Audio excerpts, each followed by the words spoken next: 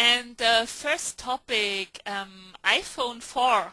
So finally, Steve Jobs got me as well, and I mean, FaceTime is of course a big topic at the moment.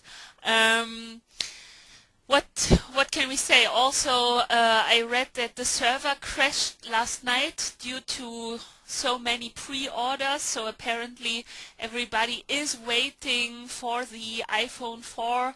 And really, what I also heard that most people are gonna switch from the 3GS to the 4.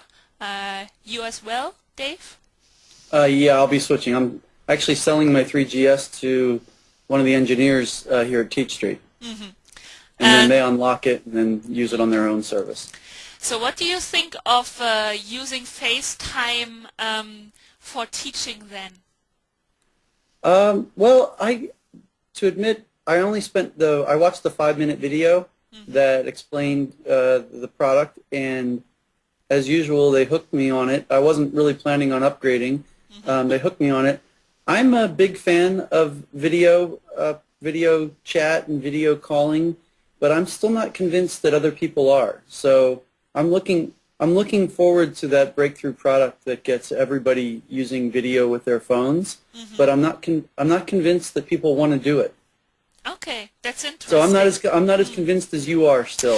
It's maybe when you're so much in the industry and also using Skype basically every day, you take it almost like that you say, sure, it's so logic to do this then next, but maybe yeah, I mean, sure, online education or let's say live teaching in itself is maybe, yes, I think it's still justified to say it's very niche.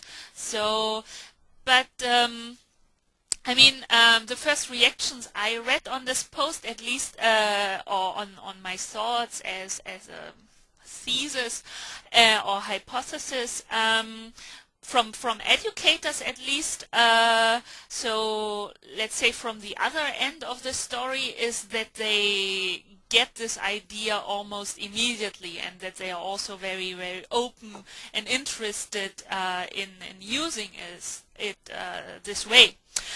So then maybe for the rest we have to see, and of course also the question, will Apple allow Skype on the iPhone 4, or will it maybe a little bit want to expose FaceTime more only, and then together maybe with the iPad and then the iPhone 4 establish let's say Apple, I don't want to say as a platform, but let's use this term, also even more towards an educational platform. I think there are still many things to see and to discuss. Today I read that Skype now said that they are Sony Ericsson, and that you can also find them on Facebook now. Do you think then that Apple and Skype are a little bit like defining a frontier between them, or would you say it's likely that we will also find Skype on the next iPhone? My hunch is that we'll find Skype on the next iPhone. I think it would be, I think Skype owns the market right now, and I don't know if that's true, but I think Skype does, and if anything, I think other people like GoToMeeting and things are more at risk that Skype takes that business. So it's really kind of hard for me to comment much on FaceTime because we don't know how it's going to be charged for, and how it'll work with more than one person on the call, how it'll be billed. But I guess my hesitancy for it is I know I'll use it and you'll use it. The question is, will mass people want to have themselves be seen when they're on a phone? One of our CTO at Teach Street, Darren Nakuda, worked on a startup called iJot, EYEJOT.com. Interesting, I know this. So Darren worked on iJot, and iJot's still doing well. His co-founder still works on it.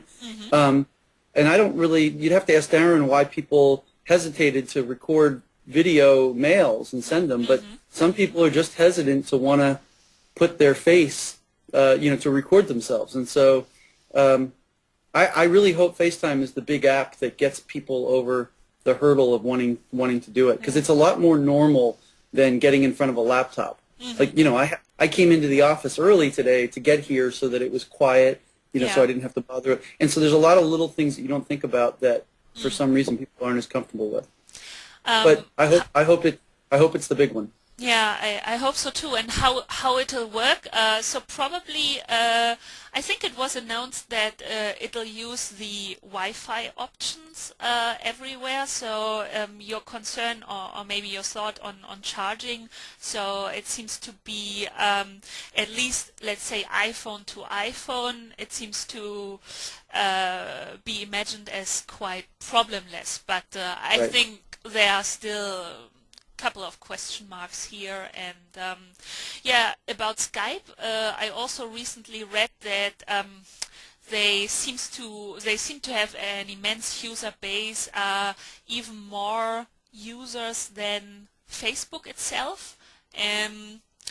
Do you think that their market position will even grow now, being on Facebook? And for example, I recently got the option, as I'm using Skype, that I also, if I put my Skype ID, that I could see who of my Facebook friends are also using Skype and so on. So do you think it'll have a positive effect for both Skype and Facebook?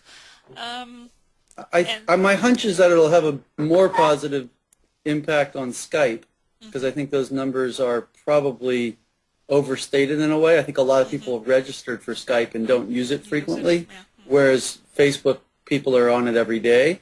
But, maybe it'll have a bigger impact for Skype, or for Facebook, I'm sorry, in non-U.S. countries, and it'll have a bigger impact for Skype, in the U.S., something like that. So, but that's fantastic. I didn't know, actually. I'm sitting here while we're talking, trying to click over to Facebook to hook up my Skype and Facebook, because I would much prefer that. Yeah. Every time I use Skype, I'm wowed by it. It's just always an extra click away. It's not sort of, I think in the U.S. it's not as prevalent of something to just turn on all the time, because whereas maybe for you on your laptop or desktop, you turn it on immediately. Yeah, for us, it opens automatically. So yeah, for us we don't use it because we use Google Talk or Google Chat as our chat client. And whereas I think a lot of other people use Skype for their chat and their video, and we just don't have as much of a need for it if we're not making international calls a lot.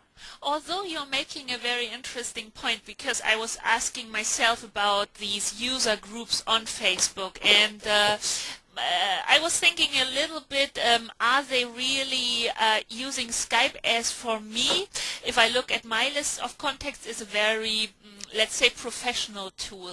I don't have, I'd say, many friends on it. I'd use it to just have a normal chat. So it's mostly for my work connections.